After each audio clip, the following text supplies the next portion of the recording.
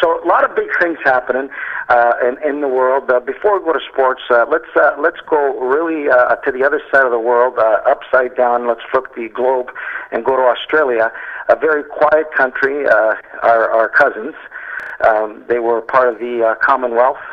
Still is technically, right? Yep.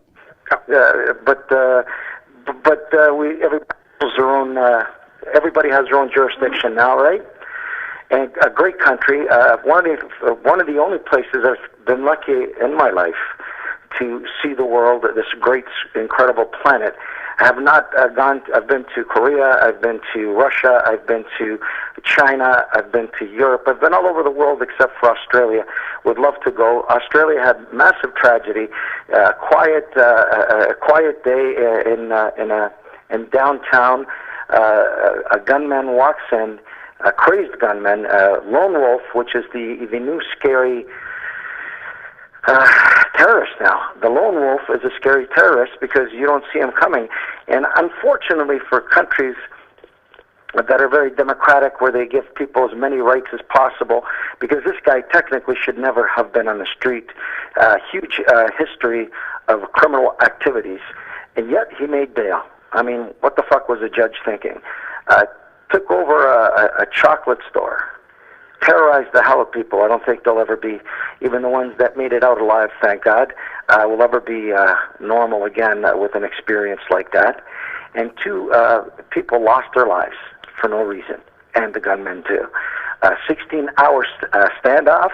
The police really tried to... the police and the tactical force and the SWAT team really tried to be patient, that they did not want to lose one life. Apparently, the rumor is, it's all over the place. What actually happened is the gunman finally fell asleep.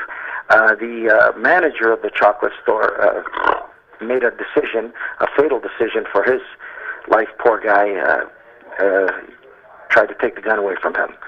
The gunman awoke, was angry, started shooting. When the shots were fired, then that is usually a signal for a SWAT team or a tactical force to go in. So the shooting started in the store. The SWAT team went inside, and unfortunately, 2 people lost their lives. It's unbelievable what's going on in the world. In my modest brain, I could not fathom violence and terrorism in the name of a belief. I can't. I don't understand it. Maybe I'm not smart enough to understand it, but I don't understand how terrorism and murder and destroying innocent people in the name of a religion makes sense. I don't get it. Billy? I don't get it either, Frank, and I don't want to get it. I want no part of them. I can't understand their rationale, and I don't know how this is all going to end, because Australia is a lot worse off than we are. They've got more guys over there fighting for ISIS than Canada or any other country. So they're really infested with a bunch of irrational fools. But I think there's got to be a common ground that once somebody becomes a member of a terrorist group, they become an enemy of state, an enemy of country, and they should lose all their rights immediately. I agree with you, Frank, but guess what? They can't do it. And I don't know why. They're going to have a difficult time doing what they should do, and that will take time. I think everybody would like to do what you've just suggested. If you go over there, stay over there. You surrender your...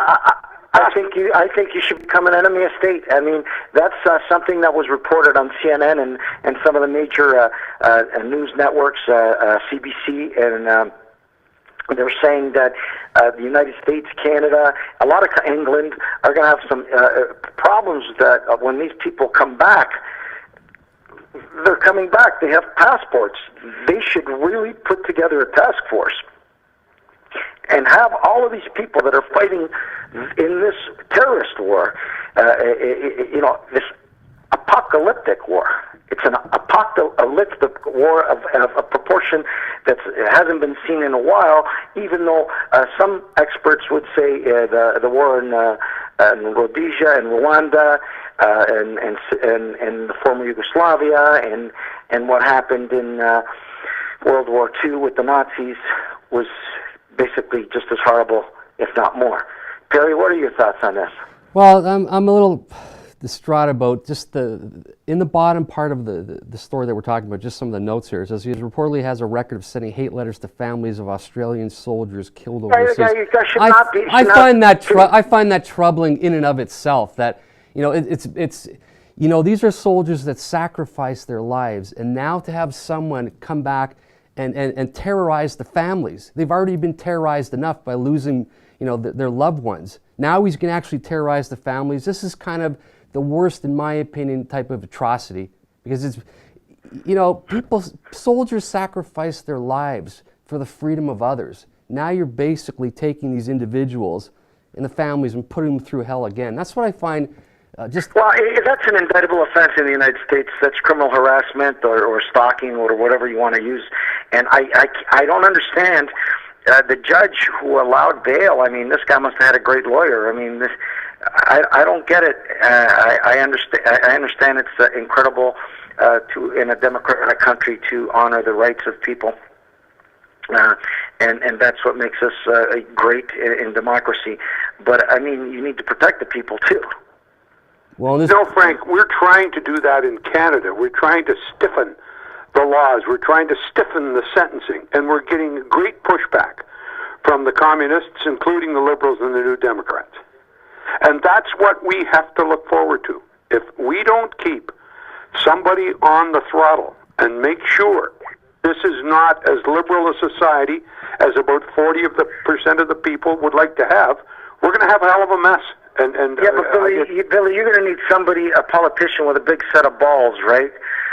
Who takes care of immigration and foreign policy, because if you don't, they're going to continue fucking up the safety of their own country. Well, that's my point, and I am a biased observer on this because I am conservative, and I am a Harper guy, and Harper's the only one of those three that will have any sense of doing that, and they've tried to do it since they've taken over their mandate of a majority government, and it's something that Canadians should be reminded of in the next election. We have to. Well, I think the United States of America should be the ones to set the precedent. I'm very proud to have the United States as our cousins and neighbors, and I love the United States, and I'm a big I see no difference as far as a different type of people, but they do set the pace and the tone. They are the conductors of a lot of political policy in the world, and they're the ones that should start. Barack Obama should put an incredible emphasis on immigration and a big emphasis on protecting the citizens of his country that he's the president and the leader of. And if he does something like that in one of the most democratic, civil, libertarian countries in the world, I believe wholeheartedly that England, Canada, Australia, and all the other countries will follow suit.